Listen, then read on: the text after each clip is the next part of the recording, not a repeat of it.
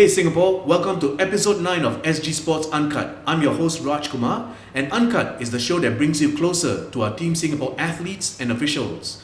Well, for the first episode of the new decade, we are focusing on Singapore football.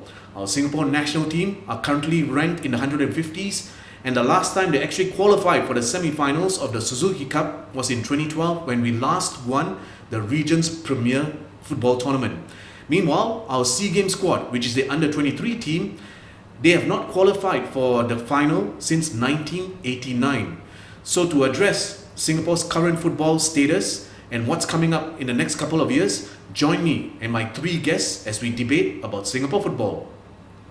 Hi guys, welcome to episode 9 of SG Sports Uncut. Today it's all about Singapore football. Bernard Tan, Deputy President of Singapore's Football Association, will start with you. We're just into the second week of 2020. Perhaps you can start by giving us a brief overview of where Singapore football is today. Thank you, Raj. Thank you for having me, and a pleasure to be part of this panel. Before I start, I just want to make a few statements about general football.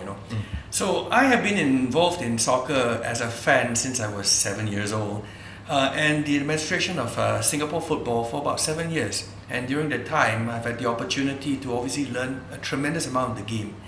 What I've also learned is the game is changing rapidly. So 2 things I can bring to mind right now is, first one is obviously the opinions of fans and media. The proliferation of social media, Facebook, as well as YouTube have allowed fans to convey opinions over everything to do with soccer. And this obviously makes soccer a much more vibrant as well as probably opinionated topic. Secondly, everyone's an armchair Alex Ferguson. Everyone has an opinion. And this is what brings, again, the community of football together. But the game itself has also changed. The way it's played, the demands that we have on players. Just a few facts, the fun facts that we have. When I started watching soccer, the average distance covered by a player is about 9 kilometers. Today it's pushing 12. The game is faster, it's more intense. And the question for all of us is that the game doesn't stay still. It keeps evolving. Even your competition evolves.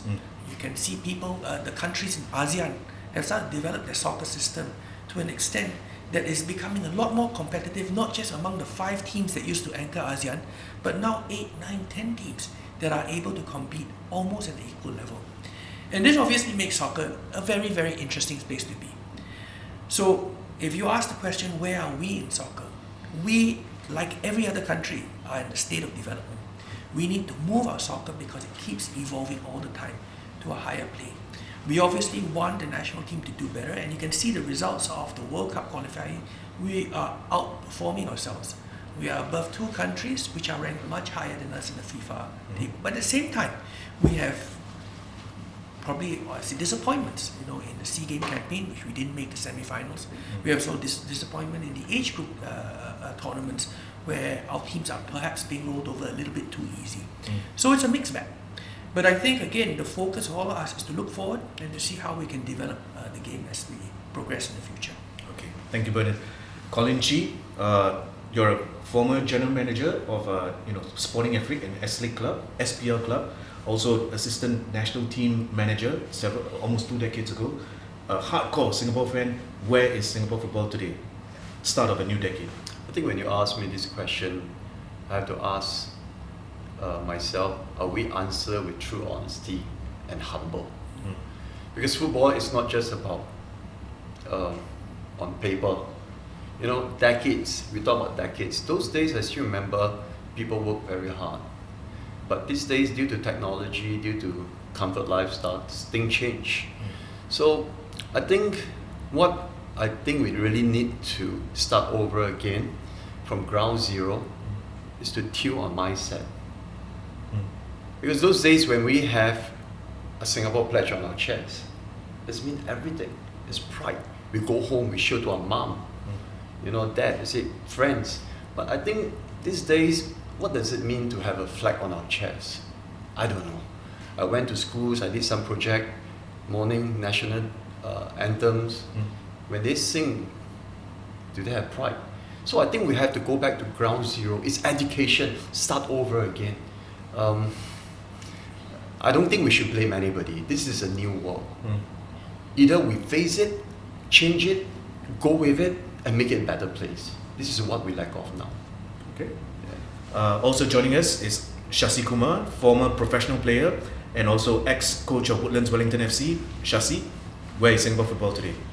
Well, if I have to be frank, first of all, thanks for having me in this debate. As an ex-player, ex-coach as well, and right now I'm teaching as well. Been walking the grounds in terms of looking at players, youth players as well. And to be really frank, I think we don't have a plan. And again, I think we spoke off air.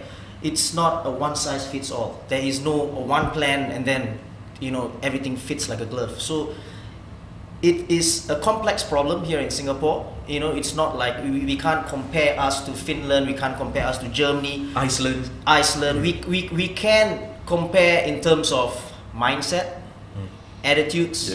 The way they do things, but obviously not the exact processes. But at the same time, I think, to be fair, like I said before, I think we have a KPI, for example, but we are not looking at this here, the processes that leads us to that goal. We are so obsessed about a goal, but we are not obsessed about how we get there. So I think we need a plan, and at the moment we're not heading in the right direction. Okay, so it's not a one-stop solution. Yeah, of course. There are several layers to this complex problem. I think let's address some of the problems. Can I just pause there? Sure. I think we have plans. We have Okay. series of plans. We have Goal 2010. Yeah. We have other interim plans behind it. I think the key question is to ask why those plans didn't work. Right? I think good intentions are there. Question is obviously in implementation. And in implementation, you have to ask yourself whether you have the correct resources, whether those intentions can be translated into action. Yeah. Like for example, let's get every child to play soccer. Yeah. Great intention. But who decides? The FS doesn't decide. It's parents, it's kids, it's schools. Yeah. Right? So to translate from that intention to actually action requires a little bit more thinking. So maybe perhaps I would just paraphrase. Plans have been there. The question is, we failed in implementation. Let's think carefully, how do we get over that hurdle? Actually, it's a very good point. I was involved in 2010. It sits in the marketing. I think one of the biggest challenge we have here is finding a right person to execute the plan. Top to bottom. We have always been doing that. But who are those from the bottom that have the skill set to execute it? And the day-to-day process, who is the one monitor to see how far are we? I think we've been trying to hire foreigners, we've been trying to pay top money to Singapore guys and doing all sort of things. But I don't think Shasi is trying to say we don't have a plan. I think what Shasi is trying to say is that how do we execute this plan? How do we get there? No, I don't blame him. Perhaps he doesn't see the plan.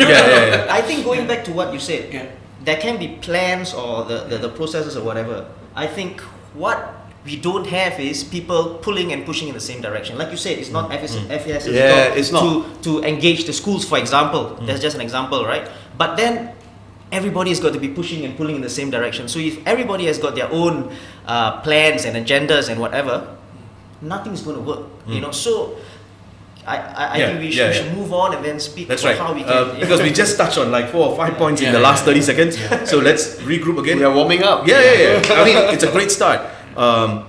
National playing style. Do we actually have an actual national playing style? Why are we still relying on playing down the flanks and then pumping the ball into the box looking for that lone striker?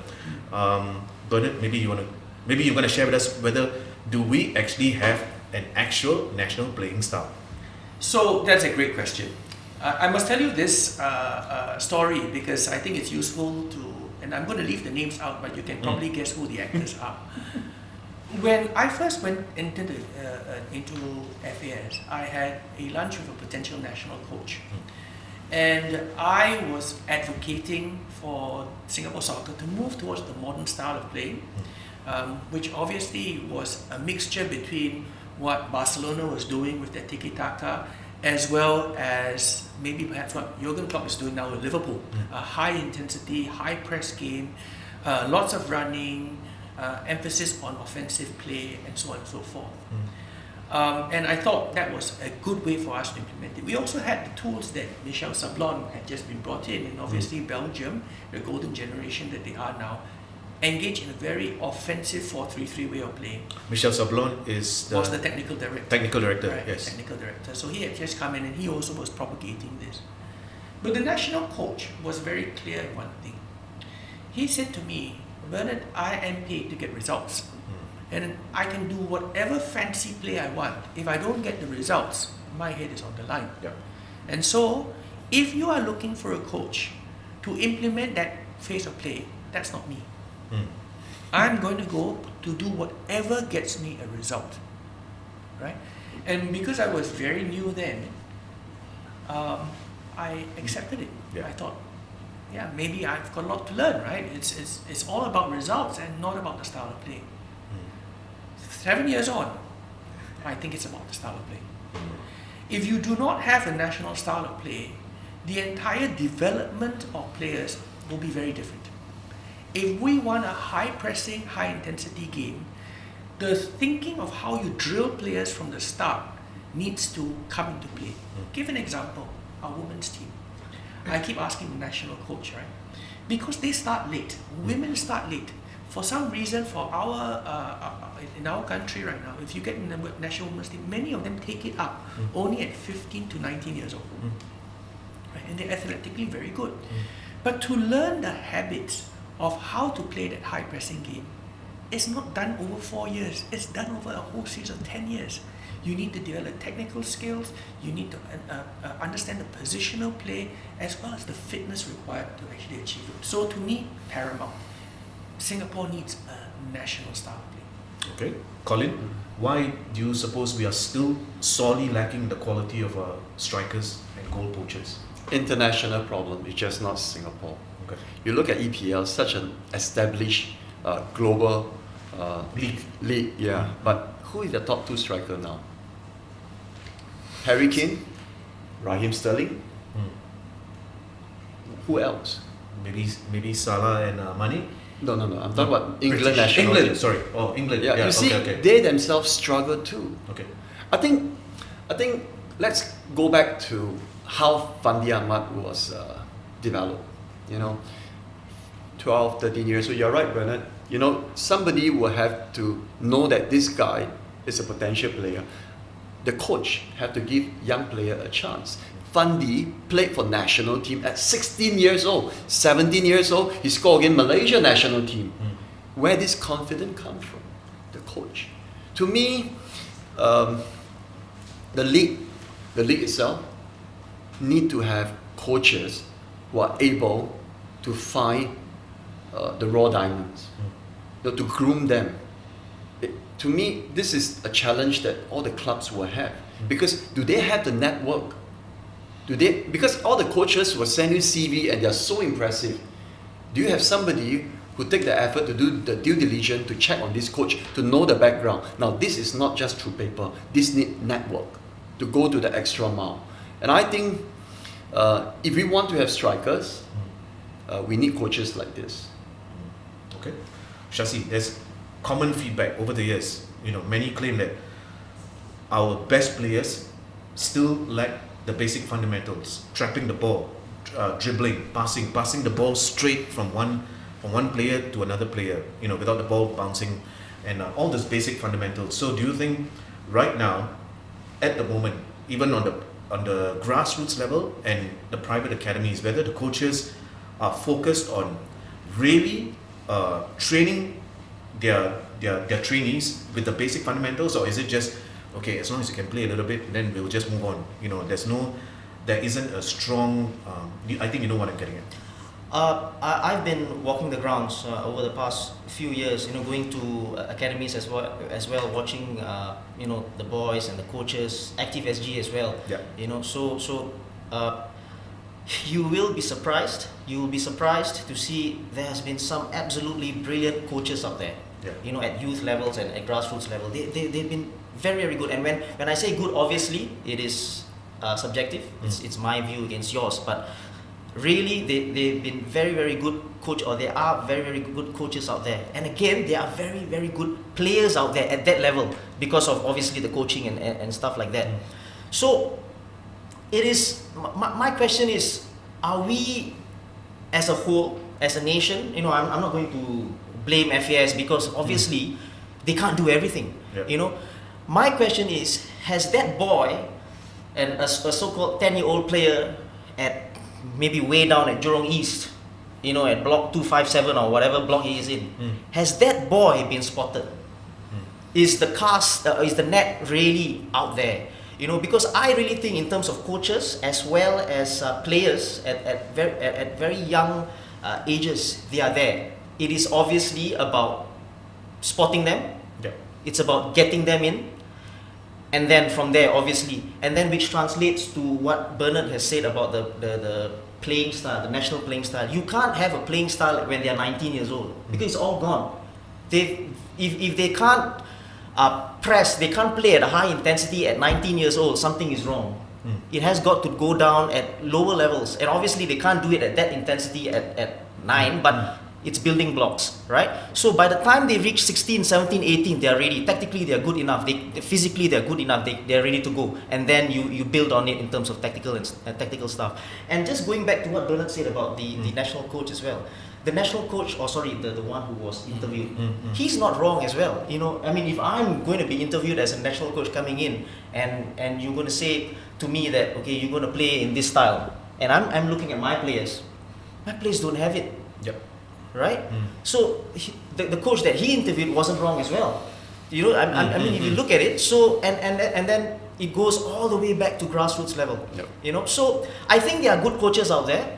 I think we can tap into their expertise. I just feel that we need more engagement with the local academies, and obviously they are private owned.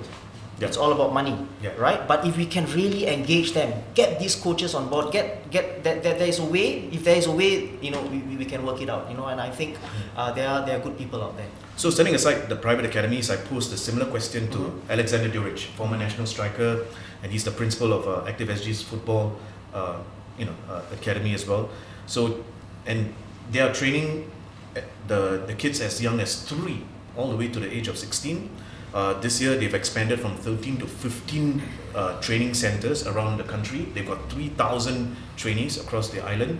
And so I asked him, so do your coaches, I think we all know most of the coaches, they're all ex-national players.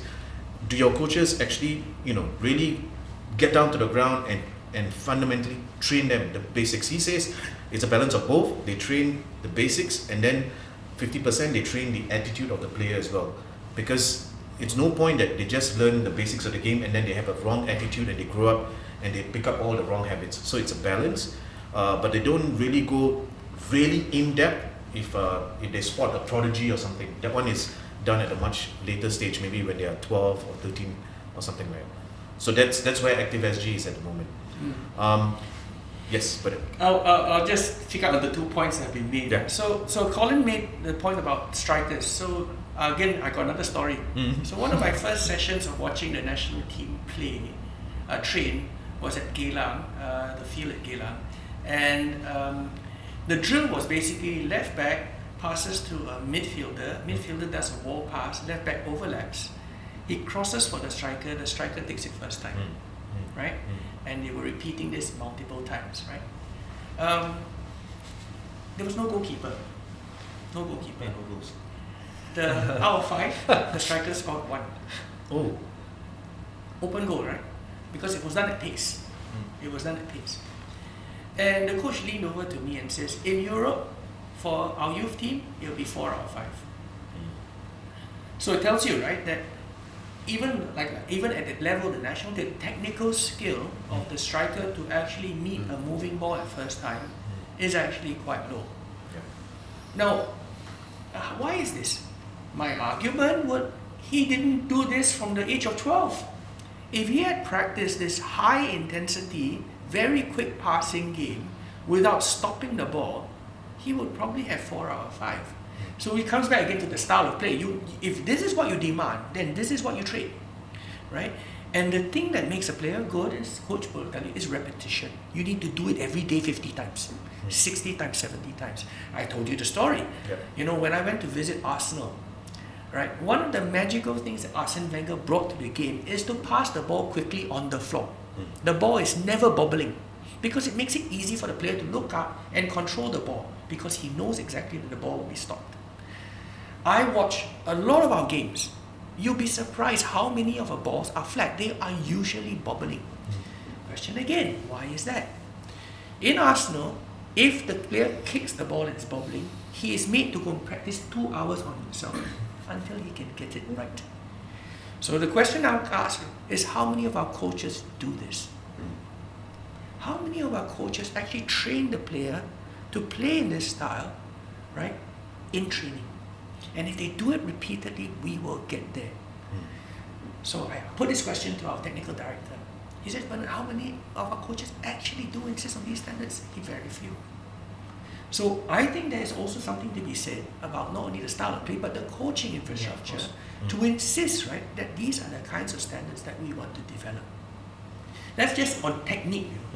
Tactical play is another thing. If you want to play a high line, there are certain habits you need to have, right? There are certain characteristics you need to have. Do we want to play a high line? In most modern soccer, they will tell you yes, unless you are going to be the low block and going to defend, right? You need to do that because you need to compress the play and you need to make sure that we, who are Asians and slightly shorter than people, are not susceptible to the long ball. If we are going to compact in a box, we better have towering defenders than head clear, right? But usually the Europeans are bigger in physique than us. The Japanese decided this.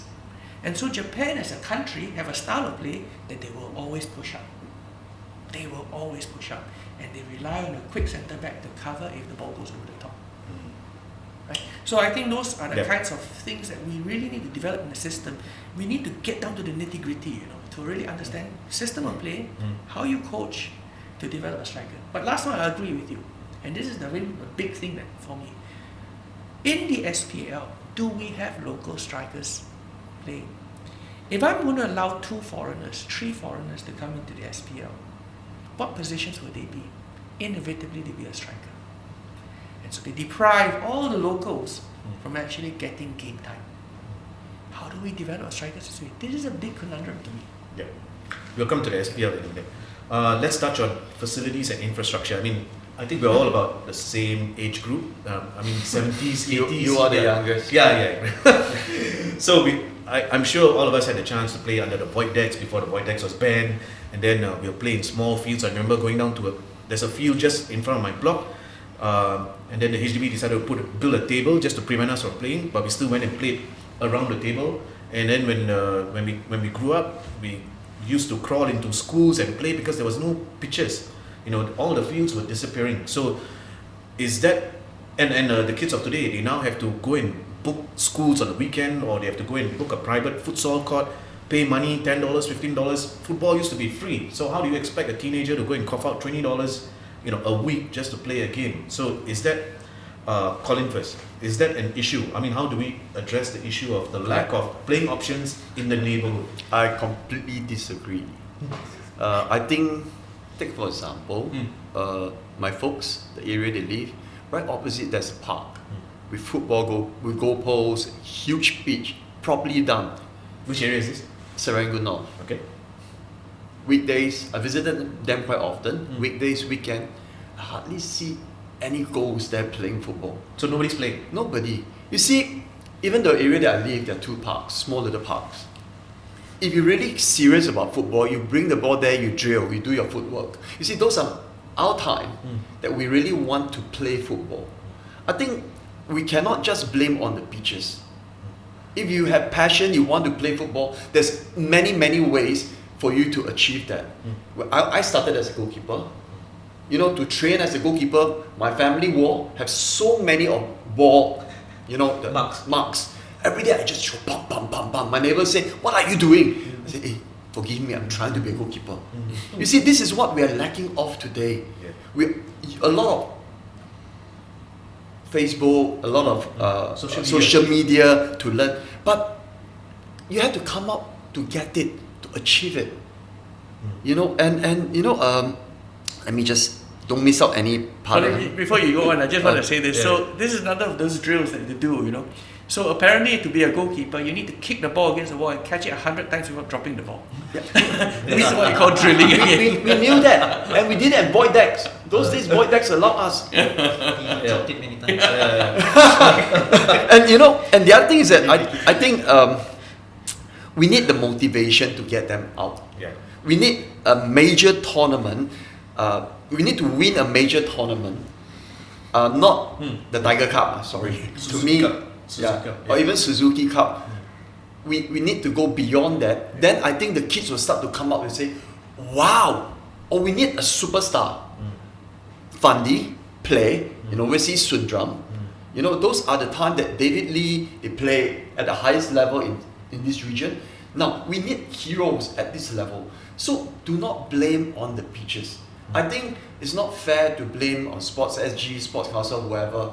We have pitches. If you want to play, look at Brazil, look at all those streets. They are playing the alleys. Yeah. Yeah. I went to Africa, I was scouting players. You know what they're playing? Tennis. Tennis ball, they're controlling. If you want to play, there's always place and an area and way to play. Bernard, are we lacking in terms of facilities in the neighborhoods? I think it's again not one issue. So you provide the facility, so you know may not be actually something that works. Social changes have taken place. There are a lot more distraction for kids today. I made the argument at first, if you come from a middle class and above family, tuition competes against playtime. The way that most of us learn how to play was either at home or at school. And so free play in school is also very important, right? And that's also been curtailed for 2 or 3 reasons. First, safety. Schools now are deemed to be very responsible for any injury that happens in school. So obviously the way to avoid injuries, don't play at all, right? That's extreme. And we want to find a middle ground. The second one is obviously, you know, other activities that should take place. So most kids in school have CCAs. And you're supposed to focus on CCA and not just go and play in the field, you know.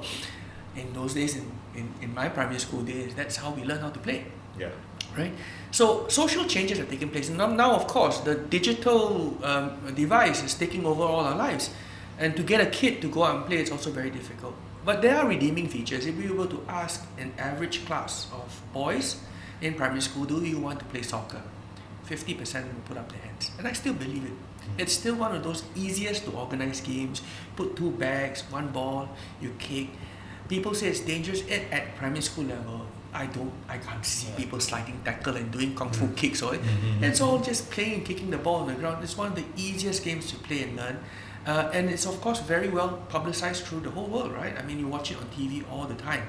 So even if you want to avoid watching soccer, you get to see it. So I think really what we need to do is to study why kids are not participating, why kids are not playing. Is it really because we lack a void deck? I think it's a contributory factor, but we are not going to reintroduce it. Yeah. There are less open spaces left in Singapore. I remember when I was growing up, I lived in Marine Parade. The entire ECP was open for us to play, right? But now when you build everything up, that's not. We're going to come back. So we need to be clever. Used to be those basketball courts, remember? Yeah. Basketball We courts. play court soccer. That was the best days of our lives after school. You know, you just kick from 2 to 2. So it's again just going back to what Collin and Bernard said. I think it's a combination of both. It has been a contributory factor, the void decks and all, but then Fandi Ahmad didn't make it big because of the void deck, right? You know, all these best players didn't make it because of the void deck. So I know. I think I can sympathize or empathize with him. There's this huge futsal court near to Serangoon Central at Nix, just beside Nix, you know, and beside just in front of the mall, there is a free workout where they do Zumba and all. There are more people there than in football. It's empty, you know, so you can see it's happening. You know, there's more participants in Zumba, and football, the futsal court is empty. So we need to look at why. You know, it's the games, the social media, the tuitions, and you know, all busy playing FIFA 2020. Okay. Just one more point, just to also, so you know, I've heard many, again for 7 years, right, because I'm in administration, I've heard many descriptions of what needs to stimulate kids to play. But this is again my personal view, right? A kid can grow up wanting to be Ronaldo. He doesn't even have to be Fandi. is that dream detached from him? The answer is no. If you're a kid born in Singapore, you can be the world's best soccer player if you wanted to, right? You can actually be that. And increasingly we're seeing evidence of players from Asia making it big in Europe and continue to break boundaries. Why can't a Singaporean do that? So that's the first thing I would have. The second, people are always asking, it's not a career because the SPL plays too low. My gosh, if our ambition of our soccer player is to play in the SPL, I would argue give up soccer. I want the ambition of our soccer players growing up at 6, 7, 8 years old to play in Europe, right? And they don't pay badly, right? That's the kind of ambition I want to have. So I don't think anything we do in Singapore should actually affect the ambition of a keen youngster. He's got to look global. If he's looking local, give it up. I don't think an Icelandic player looks local. I don't think an Omani player looks local. He looks at Europe. Just one more point on the infrastructure before we turn the attention to the Singapore Premier League or the SPL. We know that the area around the Sports Hub is being developed into, it's part of the Kallang Alive project. There are 4 11-a-side pitches coming up. I believe one is indoors and then there's 4 futsal pitches as well. I think we spoke off camera as well. You said if you had a venue, if it was open for naming rights, maybe you'd be open to one of sponsor. my arguments is actually we should dedicate some facilities for development, right? And I think of the 4 pitches, one actually, just to share with everybody, is a replica of the Sports Hub pitch, and this is obviously to allow the warm up and not occupy get used to the surface. So it will be a complete replica, and that would actually be for elite soccer only, right? And that's only soccer. But the rest, the 3 pitches are actually open to the public. They will be on synthetic pitches, and I know people argue whether synthetic is bad or good. I will argue from my own personal point of view that synthetic pitches are probably good for Singapore for 2 reasons. Number one, we live in the tropics where it rains all the time, and you can't afford the pitches to be muddy and unusable half the time. We want intense use of the pitches. Number two, for development, I argue it won't make a difference. In fact, actually for synthetic pitches, sometimes the ball wave moves faster, right? So it creates even a better reaction. And to adapt that to the grass, I don't think the basic skills will change that much. So I'm actually for it. My argument for the 4 pitches was to dedicate one for kids, and to actually make it safe for kids, a place where you have smaller goalposts that you can be moved, just to dedicate for the development of children. My argument again is that unless we get more kids playing and more kids developing at the elite level, it's very hard for us to build a national team.